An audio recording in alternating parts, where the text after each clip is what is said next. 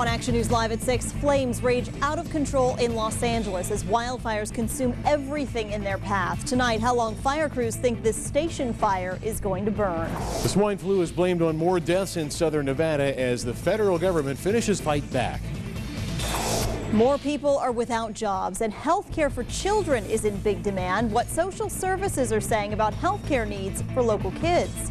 Now let's send it over to Brian Schofield with a look at your hazy weather first, Brian. That's right, Nina. It's not a good look outside, but it is the look we have. And you can see, I think, the separation between the brown and some of that blue. And now we're getting some cloud cover in the picture. That's good news because really, if we get more moisture in here, we have a better chance for throwing in some showers. And that'll be nice to see if we can pull some of those out. Some areas are getting some light showers, but mainly the higher elevations. 100 right now. That chance for showers will continue through tomorrow. And even though I didn't just really pepper it with a bunch of showers, suffice it to say that we'll have a decent chance tomorrow, I suppose 20–30%. I mean, that's decent considering what we've had of late. Temperatures will still be warm, so when can we blow everything out of the picture? There is some light at the end of the tunnel that we'll take a look at in weather first. Tonight's top story, the battle against raging flames in California continues at this hour, and firefighters say that fight could go on for weeks. The station fire still threatening as many as 12,000 homes. Encroaching flames have forced 2,000 people from their neighborhoods. Welcome to Action News Live at 6 o'clock. I'm Nina Radetich. And I'm Steve Wolford. The station fire has exploded to 122,000 acres. That's roughly 190 square miles, making it slightly larger than the geographical area of the city of Las Vegas. That fire has incinerated nearly 60 homes so far, but thousands more are in the path of the flames. 3,600 firefighters are setting backfires and trying to cut fire breaks as they battle for every possible foot of land. Even so, the flames destroyed another 16,000 acres overnight, fueled by thick, dry brush and trees that haven't been cleared by a fire in decades. As smoke from the fires drifts into southern Nevada, so are people from the Los Angeles area looking to escape it. Ben Deasy spoke with some smoked out travelers. If you think the air is bad in Las Vegas, just talk to Robert Saris. There is ash everywhere, front yard, backyard for our house. So we just need to get away for the little one. Saris lives in Fair Oaks Ranch, just north of L.A. He brought his family to Las Vegas this weekend to take refuge from the choking smoke and ash. We're on our way back, but depending on how the situation goes, we may leave again. But it hasn't been an easy trip today for those traveling between Nevada and California. A truck fire just over the border had I-15 closed down for hours and slowed down even longer. The engine fluid in the engine caught fire, and that eventually spread to the gas tanks, and the trailer that was struck from behind had hay in it, which is a combustible, so had the recipe there for a pretty big fire. Still, for motorists, the choice between a burning hot highway and California state of emergency isn't really a choice at all. Why Vegas? It's close enough. It's about 3.5-hour drive for me, and get a good package from Mandalay. So. That's Ben Deasy reporting, and anybody from Southern California, of course, welcome to come here and hang out. Come on and hang out with us. The good news right now from the LA County Sheriff's Office, the spokesperson there, Steve Whitmore, says that all of the evacuation orders for the La Cañada, Flint Ridge, La Crescenta area have been lifted. Yeah, that's so far so good there. That's not the same for Glendale, though. The evacuation orders are still in effect for Glendale, and as you saw, a lot of people just looking to escape the flames one way or another. One Southern California man is lucky to be alive after walking outside to find his home surrounded by a wall of flames. Take a look at this amazing video shot by Michael Sarkeesian as the station fire rages around him. You can barely see through the thick clouds of smoke and ash there. Fire crews had planned to use this space as a safety zone, but wound up working to beat back the inferno instead. Here we are in the Tujunga Canyon watching this fire go through, trying to protect the buildings. And here's a picture of it coming up probably to the one of the closest spots of the property that could catch a building. So I'm going to tape it just so you guys can see how fast this thing progresses. This ridge was really bad. There was fire tornadoes going up into the sky. Many of Sarkeesian's neighbors weren't so lucky. Nearly all the homes within the canyon and Vogel Flats burned to the ground. If you have pictures you'd like to share, click on the See It, Snap It, Send It box at the bottom of our homepage, KTNV.com. You might see them right here on Action News, and keep it tuned to Channel 13 for the latest updates on the wildfires in California. An update on the trial of 2 men convicted in a deadly pipe bombing 2 years ago in the Luxor parking garage. The jury has now recommended life in prison without parole for Porfirio Duarte Herrera and Omar Rueda Denvers. The illegal immigrants were convicted last Friday of first-degree murder in the death of Wilibaldo Durantes Antonio. Prosecutors say they killed Durantes Antonio because he was dating Rueda Denvers' ex-girlfriend. 2 teenagers convicted in a bus stop shooting 2 years ago at Alexander and Walnut will be going to prison for a long time. 19-year-old Dresden Williams and 18-year-old Franklin Jackson were sentenced today. Each now face up to 10 years behind bars on multiple counts, but they will receive credit for time served.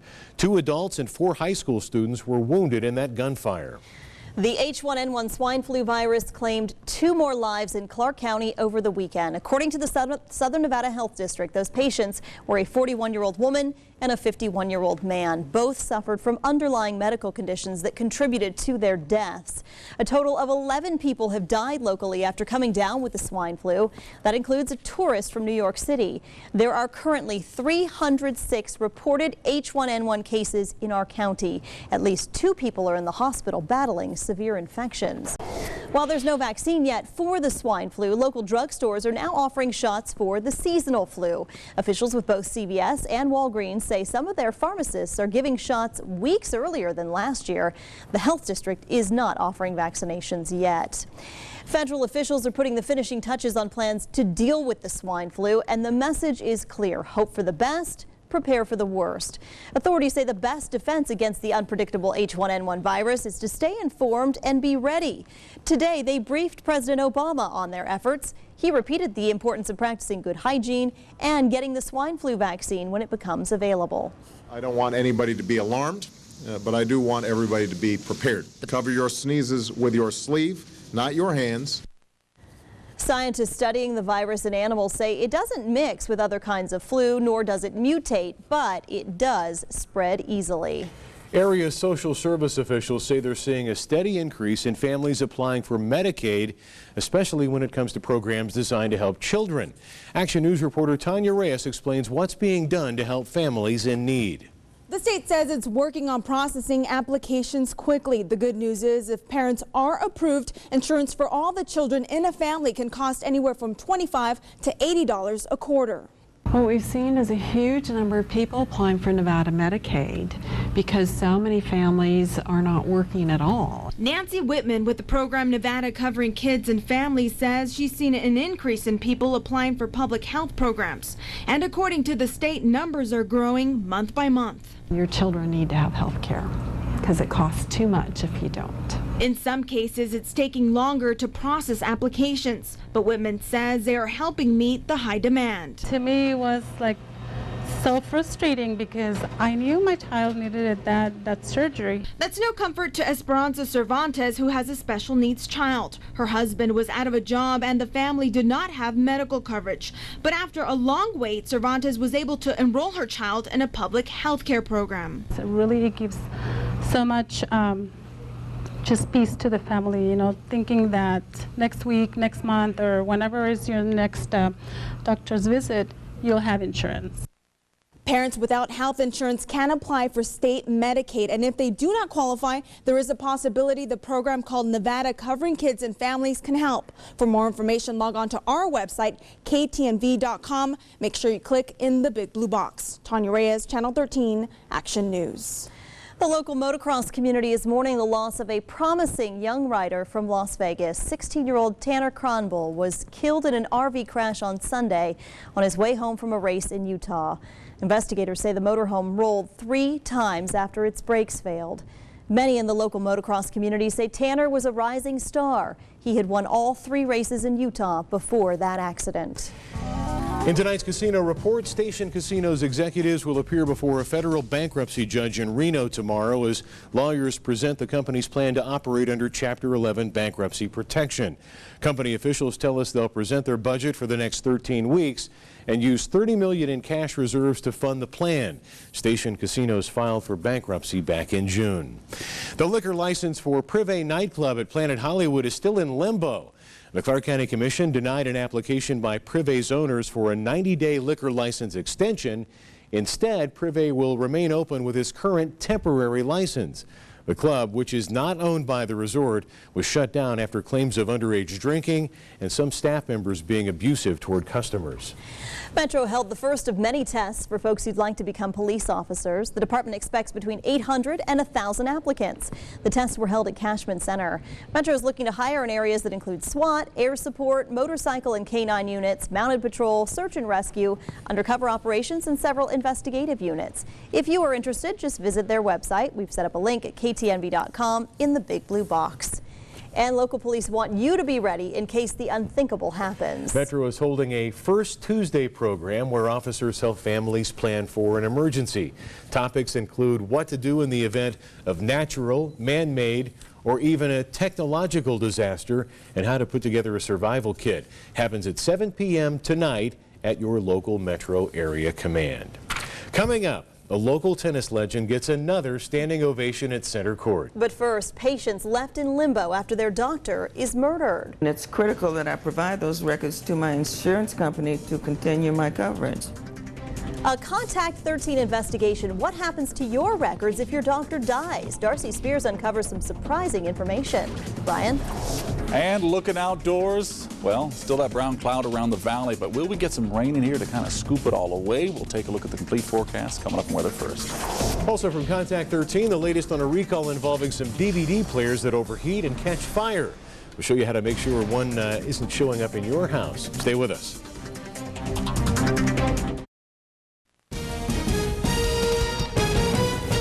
Now, Channel 13 Action News in high definition continues. A tragedy leaves a local doctor dead. Dr. Edna Macabenta was killed in a murder-suicide, and months later, her patients are still looking for closure. They can't find their medical records, so they turn to Action News for help. Contact 13 Chief Investigator Darcy Spears started looking into who's responsible, and because of her investigation, the State Medical Board could change the way doctors keep records. January 12, 2009, Dr. Edna Macabenta is shot to death in a murder-suicide at the hands of one of her own patients. I was really at a loss. Ida Smith is one of many patients who've been mourning the loss of their beloved doctor. She was my primary doctor. I had been with her for approximately 8 years. It's been 7 months since Dr. Macabenta's death, and her office remains shuttered and dark. Cobwebs on the front door show just how long it's been since anyone was here. There's no signage or anything to indicate where patients can find their medical records. A peek through the mail slot reveals empty shelves where the records once were. And there's little hope for help from the state. According to the Nevada State Board of Medical Examiners, there's nothing in state law or even part of a doctor's licensing that requires them to have an emergency plan in place to deal with their records in case something happens to them. And the state tells us this is a highly unusual situation because no one stepped in to take over the practice or the records. But that leaves me and I know a lot of additional patients of hers at bay. I don't know what to do. She turned to Contact 13 for help. And it's critical that I provide those records to my insurance company to continue my coverage. We made phone calls. We're trying to help patients who desperately need them, track them down, and even the state at this point has no idea what to tell anybody because they don't know what happened to those records. Sent email to a family member, even paid a visit to this home. Hello? Near Vegas and Jones, which county records show the Macabentas still own. Everywhere was a dead end. Hopefully there won't be this circumstance again, but there are times when doctors leave for whatever reason suddenly, and those records, they are private, are left in somebody else's hands. There needs to be a procedure to turn those records over to the new doctors in a professional manner that will assist the patients with their future care. Dr. Macabenta's husband had previously told the state board that he would handle all of her medical records, and because there's no procedure for the state to step in, they left it at that. But Paul Macabenta recently left Nevada to move back to the Philippines. And after days of trying to track down information, Contact 13 learned late on Monday that Paul Macabenta hired Opportunity Village at the end of April to shred 100 banker boxes of documents from Dr. Macabenta's practice. Darcy Spears, Channel 13, Action News. The state of Kansas recently passed a law that puts all patient records from defunct doctors' offices into the hands of the state medical board. Our medical board says that would be too expensive in both manpower and time for them, but they told Contact 13 they're now looking at requiring doctors to have an emergency plan for their records on file as a result of this situation. If you have a story you'd like Darcy to check out, send an email to 13investigates@ktnv.com. Also from Contact 13 tonight, a major recall we told you about 2 weeks ago is being expanded by Walmart. 4 million of these Dura brand DVD players are now included. 1.5 million units were recalled last month after several reports of the players overheating and catching fire. The DVD players were sold exclusively at Walmart from January 2006 through July of this year in silver, pink, and purple. If you own one, stop using it and return it to Walmart for a refund. 2 contractors are in hot water with the state contractors board for alleged unlicensed activity. Burton Womack and Efren Ramirez were both cited during a sting in Mesquite. Contracting without a license in Nevada can be as much as a Class E felony. Homeowners who use an unlicensed contractor are not eligible for the Residential Recovery Fund and may be liable for injuries to workers. Weather first, and Hurricane Jimena. Now, this is something we want to see up our way in the form of some moisture for some rain, but Cabo San Lucas, I mean, it's 85 miles away right now, and that means wind and people having a good time. I just don't ever understand that this is like a hurricane celebration, but as people have gotten washed out to sea from this kind of stuff, and the winds are strong, 120-mile-per-hour winds, so it calmed down a little bit from its 155-mile-an-hour winds, but it's a rainmaker, it's a wind maker there. For us, we're hoping that we can get some rain out of the bargain from that, but it just doesn't look like it at this point. I just hope that changes. What we are getting is some heat, and we've got the haze, and we do have some showers popping up here and there around the valley. Haven't had anything significant yet, but still, that's inspirational. But that's all from the monsoon moisture. 102 our official high today. Overnight lows are pretty warm. With the 100-degree temperatures, we just add another $100 from Super Pond to the After School All-Star Scholarship Fund. So $6,100. This has turned out to be a pretty good summer for the After School All-Star Scholarship Fund. So here's the way it's playing out with our current temperatures at this point. Seeing 90s, sure, Red Rock, Summerlin, upper 90s right there, but mainly low 100s across the valley. Boulder City, 98 degrees with North Las Vegas at 100. There's your showers. Look at that. Not all of this hitting the ground, but it's nice to see at least we have the opportunity to maybe blow some of this out of here. But a better opportunity coming up for the end of the weekend into next week as we finally get a storm in from the Pacific Northwest. Here's how it's all playing out. There's our storm for the Pacific Northwest.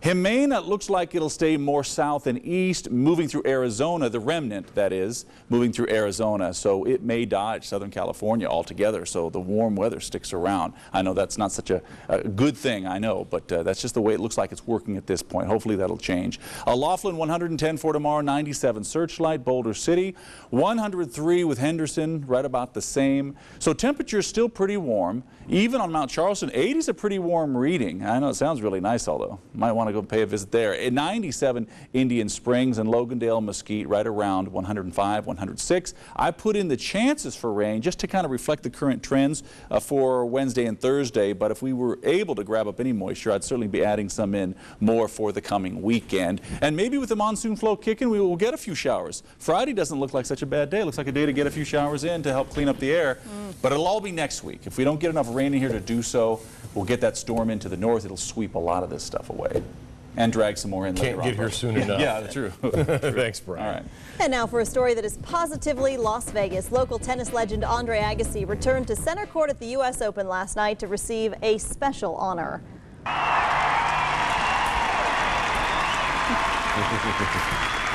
The Las Vegas star returned to Flushing Meadows, where he was recognized for his contributions to society, which number many. Agassi's foundation has raised $75 million for at-risk kids and for the charter school that he started, the Andre Agassi College Preparatory Academy, right here in Las Vegas. Hello, New York. In June, hey, Andre, in June, the first class graduated, and even more remarkable, all of them got diplomas, and all of them are attending college this fall. So congratulations to him. He's always looked like he just belongs belongs on center court. Yeah, it's true, huh?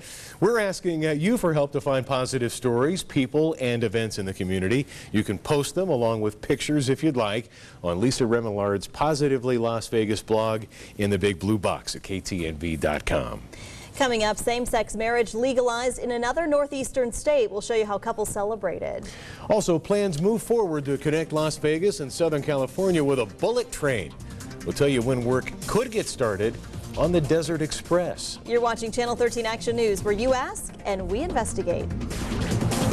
Lights, curtains, improv. Hello, I'm Casey Smith. A local improv group is calling all comedians and people who think they can be. They're offering a deal for people who've lost their jobs. All that and more Wednesday on Action News this morning. Wells Fargo is proud to sponsor Positively Las Vegas. You can find more great community stories on KTNV.com. You ask, we investigate. I'm so grateful that you guys answered my email. Standing up for Las Vegas. Definitely appreciative for you guys coming out here. Working to make Las Vegas a better place for all of us. An update now on the effort to bring a high-speed rail to Las Vegas. The man heading the proposed Desert Express project to link Las Vegas and Victorville, California, says his company is hoping to begin construction on the railroad by the end of March. Tom Stone says his high-speed train line is the only viable option and would create more than 10,000 jobs with private funding. American Magline Group is also seeking to build a high-speed rail line that links Las Vegas to Los Angeles. The Maglab train line would use some federal funding. Even though it seems we're in a perpetual state of road construction, Nevada's highways aren't as bad as we might think. According to a report by Transportation America, only 3% of Nevada's roads are in poor condition compared to the national average of about 6%. That figure is based on a 2006 report from the Federal Highway Administration. But in at least one safety category, Nevada is below the national average.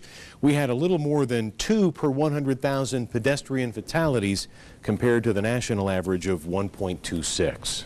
To Vermont now, where same-sex couples are tying the knot in droves today. The state legalized gay marriage earlier this year, and the law went into effect at midnight.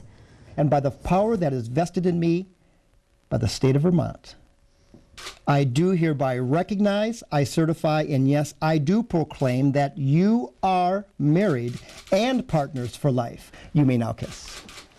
Dozens of couples lined up to be among the first to say their vows. Vermont becomes the 4th state to legalize gay marriage. It will become legal in New Hampshire next year. And coming up on Action News Live at 6:30, sticker shock over car registration fees. Why having an older car means you'll be paying more. It's an update to a story you asked us to investigate. Also, the latest on the Southern California wildfires as the flames grow so intense in some areas. Look at that. They're forming small tornadoes made of fire. Brian. Yes, and the technical name, believe it or not, is feedback loop. Believe it or not, because it continues to rise. But let's take a look at the rising pollen. It's really the weeds, trees, grasses, and molds in the low category. We're in the moderate category with weeds. We'll take a look at the forecast coming up. Action News Weather First Kids, sponsored by Adam Kuttner. Injured, ask attorney Adam Kuttner. My daughter, she was coming home from work. I cannot say it that, I didn't know that that's a goodbye when I drop her off. We did a petition. They said that if we don't do the petition anymore, they will put the light on. November comes, I said, where's my light? After that segment, it was quick. They're really helping us. Channel 13, that's the one that helps us. The People Channel. One person, one story can make a difference. How can we help you? Weather first, and let's maybe take a peek outside to see how things are playing out. As the sun lowers in the sky, you tend to get the yellows and oranges, but when you enhance it with a little bit of that smoke, you'll get a lot more of that orange, that's for sure. And you can see that haze across the valley, but a few more clouds in the picture, maybe we'll get a few showers out of the bargain. I'm going to put it in for the next few days, at least give us an opportunity for a few showers. 98 right now. Small chances, but we'll take everything we can get, that's for sure. Seeing the 100s for tomorrow. We'll end off the day still triple digits, but still a chance for a few showers. But how about the long term? We'll take a look at that 7-day coming up. Thank you for joining us for Action News Live at 6:30. I'm Nina Radetich. And I'm Steve Wolford. The 2 men convicted of killing a man with a pipe bomb 2 years ago in the Luxor parking garage have avoided the death penalty, but they will likely die behind bars. Action News reporter Tanya Reyes has more. There was a possibility the two men could have received the death penalty, but today the jury chose life in prison without parole for both men. This all happened a day after they pleaded with jurors to spare their lives. Verdict. We, the jury, in the above entitled case. A jury has decided to spare the lives of two men, but put them behind bars for the rest of their lives. Omar Reuda Denvers and Porfirio Duarte Herrera received life without parole. This is 2 years after these two men set off a pipe bomb in the Luxor parking garage, killing Wilibardo Durantes Antonio. Prosecutors say the motive was revenge against the victim Durantes Antonio, who was dating Denver's ex-girlfriend and mother of his child. Prosecutors say they are satisfied with the decision. We respect that. We believe that is an appropriate verdict in this case. But attorneys for Denvers and Herrera think the two should have not been tried together. I think that both men would have probably gotten maybe a little fairer trial, tried separately. It was a case that obviously was very different than most homicide cases, so we're very relieved that the jury spared our client's life. A formal sentencing on all the charges is set for November. Tanya Reyes, Channel 13, Action News. And now to the kidnapping case that has captivated the nation. J.C. Lee Dugard found after 18 years. And we're learning more about the man accused in the case. California's Department of Corrections says it is reviewing its procedures after officials failed to detect that Dugard and her two girls were allegedly living with registered sex offender Philip Garrido.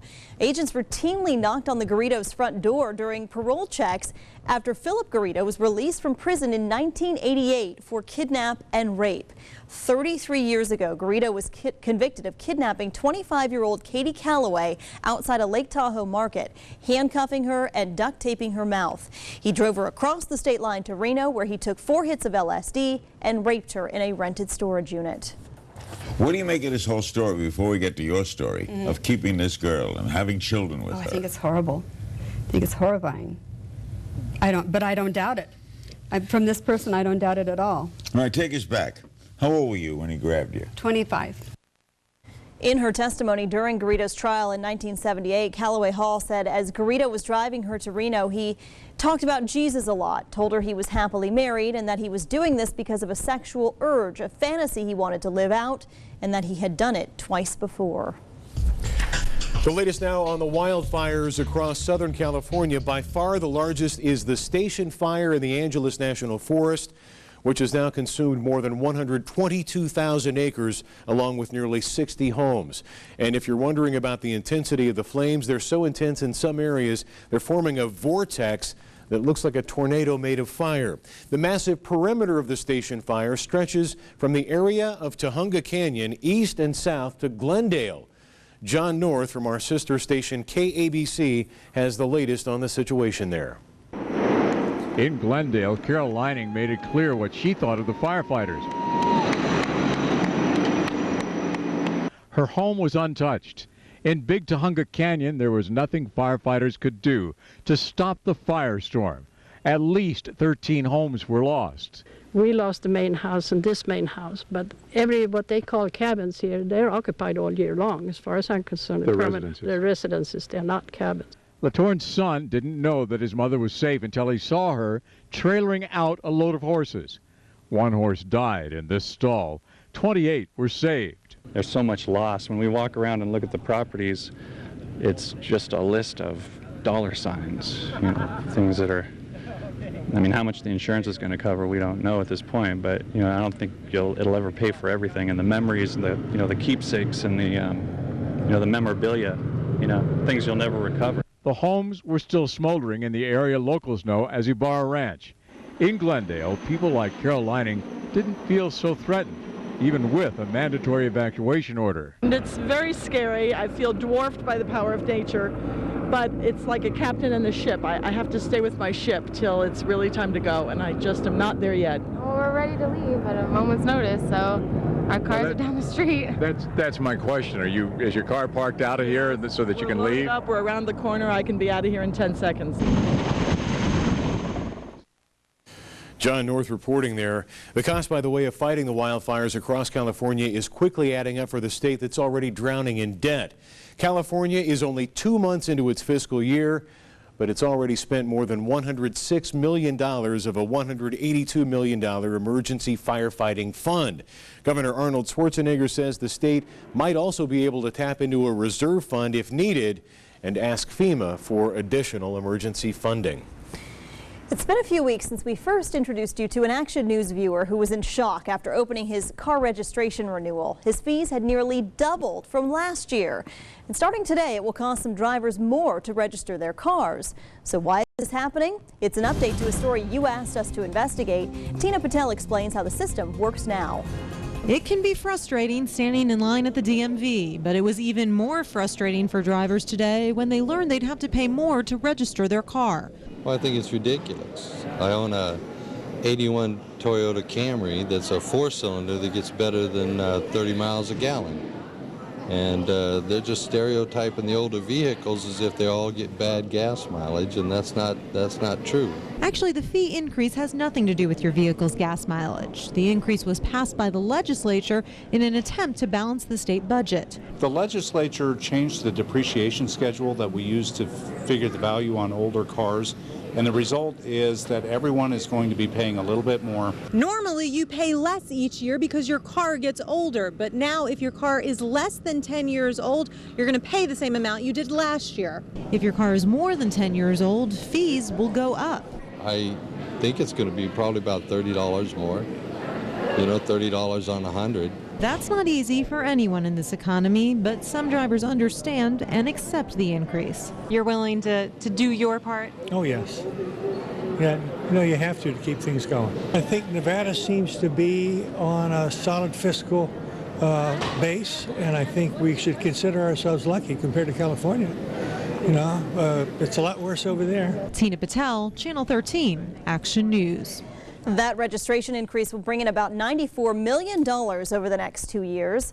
When you ask, we investigate. If you've got something that concerns you, send us an email at 13investigates@ktnv.com. Some good news here. The homework hotline is coming back this month to the local PBS station. It provides after-school help to students who are struggling with homework assignments. The 1-hour-long call-in program allows students to talk with Clark County teachers every Monday through Thursday through the entire school year. The homework hotline returns September 14th. The call-in number for students is on the screen. It's 799-5111. Stick that to the fridge. The phone lines are open from 3:30 to 5:30 p.m., but the live on-air instruction takes place from 4 to 5 p.m. The president and CEO of the Las Vegas Chamber of Commerce says she is retiring. Kara Kelly made the announcement today. She will not step down until April 1st. Kelly joined the chamber in 1995 and has been president and CEO since 2002. Sorry, wrong video there. The chamber is planning a national search for her replacement. The Las Vegas Chamber is the 3rd largest in the country. Well, the bottom pretty much fell out of the stock market today, but there are signs the housing slump could also be bottoming out. We'll have the latest government reports on home construction coming up in Financial Focus. Time to adjust your sprinklers. We'll tell you about some changes in the valley's watering schedule. Brian. Wish Mother Nature could really get us watered down a little bit too. Look at that. There's still a few showers popping in close to the valley, but how much can we actually get within the valley itself? We'll take a look at this coming up in Weather First. There's no lights, it's dark, it's scary. Nowhere to turn. I've reported it to the office and nothing seems to come from my reports. Action News got answers. How can we help you? In tonight's Financial Focus, stocks tanked today as uncertainty over the health of financial companies prompted a major sell-off. Investors are also worried that the bull market that started back in March is out of steam. The Dow lost 186 points, NASDAQ shed 40, and the S&P 500 was down 23. The government also says construction spending fell slightly in July as weakness in non-residential building and government projects offset the best showing for home building in 10 months. The Commerce Department says construction spending fell 0.2%. Economists had expected a flat month after a 0.1% increase in June. On the flip side, though, construction of homes and apartments rose by 2.3% in July. That's the best showing since last September. Analysts say it's further evidence the housing slump could finally be bottoming out. It's never too soon to talk about the Consumer Electronics Show. It's still several months away, but today officials announced that spots for the eBooks Tech Zone have sold out. As a result, CES is adding floor space to accommodate customers. Officials say the e-book reader industry is growing rapidly, and more than 1 million units will be sold in the U.S. this year. CES is scheduled for the first week in January. eBay is raising some cash by unloading Skype. The popular auction site will sell 65% of the online telecommunications company to an investment group. eBay bought Skype 4 years ago, outbidding Google to get it. This latest deal is worth about $3 billion. That's it for tonight's Financial Focus. Let's go now to Brian Schofield with a look at the weather out there. Brian, that's pretty behind you. We have to have something pretty about this. Yeah, right. Take a look at Stratacam. Look at that. Yeah, when the sun is high in the sky, you get blue. We're talking those particles. But down a little bit lower, you get the yellow and orange. And of course, this is enhanced by all that smoke that's in the atmosphere. So that is the only thing nice we're going to say about this haze at all. Let's take a look at our own weather right now. Yikes, yeah. Hopefully we can get something in to wash that out, but it's not looking very prominent. It looks like things are going to be a little spotty still, even if we do get some showers in here. I hope that changes. 102 for your afternoon high today. Averages put us in the upper 90s. Current temperatures, upper 70s, Kyle Canyon, 90s through Summerlin at this point. Lower 100s everywhere else. So we're really hoping some of this really translates to a few good showers. This is all monsoon moisture. This has very little, if nothing, to do with Jimena down south. Now, will Hurricane Jimena come up here, at least in a remnant form, and give us maybe some added rainfall? Looks like we may miss the boat on this one. Let me show you this. How about for Southern California? We want a little bit of rain, but so do they, obviously. But that residual moisture looks like it's going to get shunted over toward the east. So Tucson actually could get some flash flooding there. And they're not immune to getting these kind of storms. They've had several in the past, their history, let's say, of hurricanes just kind of dropping off and the remnants sticking around and giving them a lot of rainfall. But so far, it's not looking like Southern California or Southern Nevada will get much, if any, of that. Hopefully we'll get a little bit, but it doesn't look like that right now. Well, Laughlin, 110 for tomorrow, 97 Searchlight. Boulder City, 103, the same through Henderson. I think we'll do okay for tomorrow. Mount Charleston, seeing right around 80. Indian Springs, 97. And then as we go to pretty much a Mesquite, Logandale, Overton, we're going to be right there, right around 105, 106. Now take a good look at our 7-day picture here, and you get an idea that I've put in the chances for rain, because certainly you can see it's very close by, but the chances still aren't that big. Better chances to sweep it all out by next week as a storm comes out of the Gulf of Alaska and brings some cooler air in here to sweep all that haze out. We are waiting for that. Yeah. Thanks, Brian. Okay, guys. An important reminder for homeowners in Southern Nevada, new watering rules are now in effect. That means watering will only be allowed on assigned days between 11 a.m. and 7 p.m. and not allowed on Sundays. Your assigned group is printed on your water bill. For more than 3 decades, Chinese law dictated that couples could only have one child, but that's about to change for prospective parents in Shanghai. The city stunned its residents by calling on them to exploit a loophole in China's one-child policy. The law states people who grew up as only children qualify to have a second child. Now that those single children are grown up, the city wants them to have larger families capable of supporting older generations. Shanghai has the oldest population in China, so we have to deal with this issue first. I want a second child, either a boy or a girl. 2 children can take care of us better.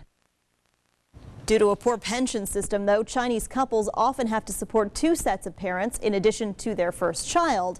And for many, those expenses can make having a second child too expensive. Coming up in tonight's ABC Primetime lineup on Channel 13, a new episode of Crash Course starts at 8 o'clock, followed by Shaq Versus at 9. Then at 10, it's ABC's Primetime. Then on Action News Live at 11, chimpanzees rescued from the California wildfires only to escape at the LA Zoo. We'll have the latest on the efforts to capture the animals. And protecting our youngest crime victims. A boy sees his mother murdered, but family members say he's being discriminated against in the courts because he's not a U.S. citizen. That story and more tonight on Action News Live at 11. He danced like a butterfly, stung like a bee, and came from Irish roots. Boxing legend Muhammad Ali is in Ireland this week, visiting an Irish town that was once home to his great-grandfather. Thousands line the streets of Ennis to shake hands and pay tribute to Ali. His great-grandfather lived in Ennis before sailing to the U.S. in the 1860s. Still and always the champ. Doug Kazarian joins us with Action Sports. a lot of trades get announced in the media. This is one that could have been announced over the PA system. Well put. Vince Scully probably had a few great lines with this one yesterday. Well, first, the Dodgers got a little scare last week, but bounced back with consecutive wins in Colorado. LA now leads the Rockies and Giants by 5.5 games each with 30 to go in the season. Playoff tickets not exactly on sale just yet, though, but Dodgers are planning for the postseason. In separate trades, they picked up slugger Jim Thome and pitcher John Garland. And Steve, as you were talking about, very ironic, Garland comes over from Arizona, which was playing in the opposite dugout last night at Dodger Stadium. Well, the light at the end of the tunnel is certainly within sight. 2 more days until the college football season begins with some nice games on Thursday night. The Rebels open up play on Saturday. Once again, there's optimism to start UNLV's year, but fans have certainly been down this road before. UNLV has flirted with bowl eligibility, but crushed any excitement. Just one winning season in the last 13 years. A large part of that is brutal play on the road, but Mountain West is down this year, so maybe this is when the Rebels finally get over the hump. It could come out, I could tell you we would, and I would love to, but I'll just leave it to go out there and win games so that they can see it for themselves. That's our job, you know. We've been in position, you know, to make things happen, and we haven't been able to, go through with that completely. So it's just up to us to make it happen. Whether people have been down this road before or not, you know, this is a new year, and this is a new team. This is a new group of people, and I think I think people just need to believe that we're going to get it done. I believe in this team, and that's what the fans need to do. Hey, everyone's undefeated. Kickoff is Saturday night at Sam Boyd Stadium. Well, the Rebels are opening with a lower-profile opponent in Sacramento State, as are many other teams across the country. But opening week, obviously, as we know, doesn't typically offer great matches, but we do have 2 awesome ones here on Channel 13. Check out this doubleheader for our opening Saturday. Number 13, Georgia, and number 9, Oklahoma State. The Cowboys have that powerful offense coming back. They're tough at home in Stillwater. I say they're a sleeper pick, but I guess when you're ranked number 9, you can't be that big of a sleeper. We'll have action news pending how late that Georgia-Oklahoma State game goes. And then a nightcap, talk about some defense, Alabama and Virginia Tech. How about these schools scheduling each other to open the year as opposed to Texas and Florida, those schools that, I think the Gators beat up on Citadel one of these weeks. Nick Saban, your thoughts on a big showdown in the opening weekend against Va-Tech. And it's important that we have the kind of competitive character individually and collectively that will allow us to play with consistency, the kind of toughness, to be the kind of relentless, competitive team that makes a team that no one wants to play, which is sort of our goal, always our goal. Optimism for Alabama, but distractions for Michigan. Up next, an emotional Rich Rodriguez addresses the recent allegations. Stay tuned.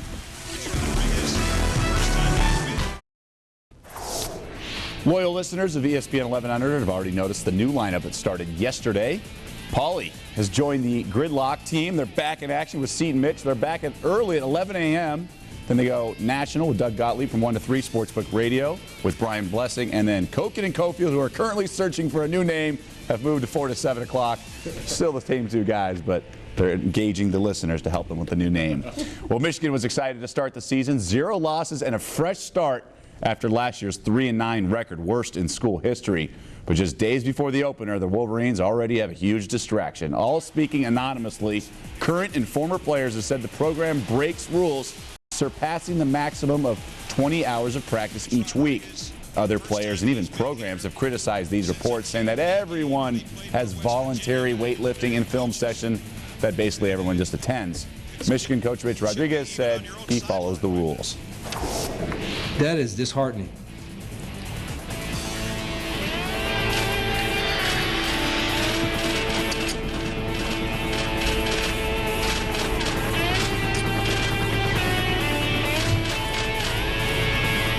To say that is misleading. Well, there you have it. It's emotional. Yeah, get over it. Thanks, Doug. We'll be right back.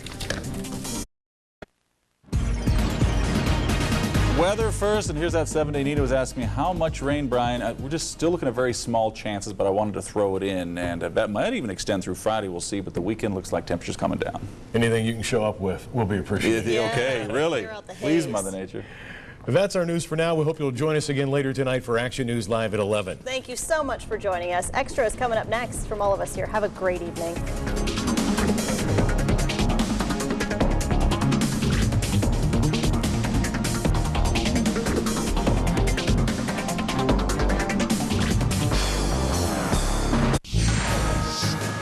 Labor Day savings event at Robin Stuckey. There's extra savings in every department, plus no payment, no interest financing for 1 full year.